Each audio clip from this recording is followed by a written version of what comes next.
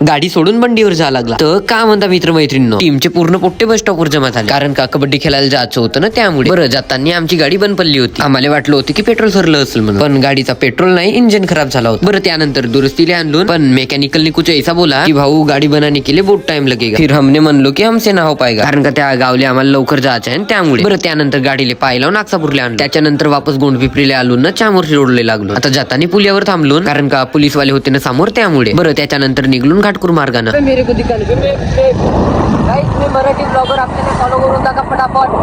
आपला लवकर. बरं, घाटकूरच्या पुलियावर पण पोलीसवाले होते. एवढी गंदी परिस्थिती आहे, ट्रॅफिक पोलीस आहेत, बंडीवर लागताय आम्हाला.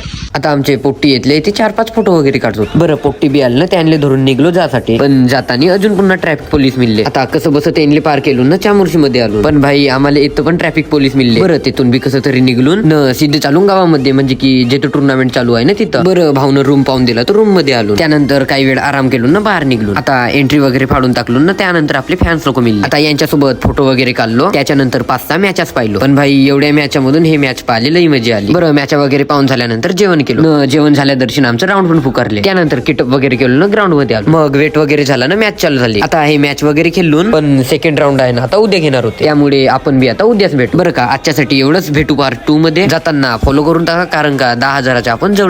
बरं का, भेटू पार्ट 2 मध्ये. चला.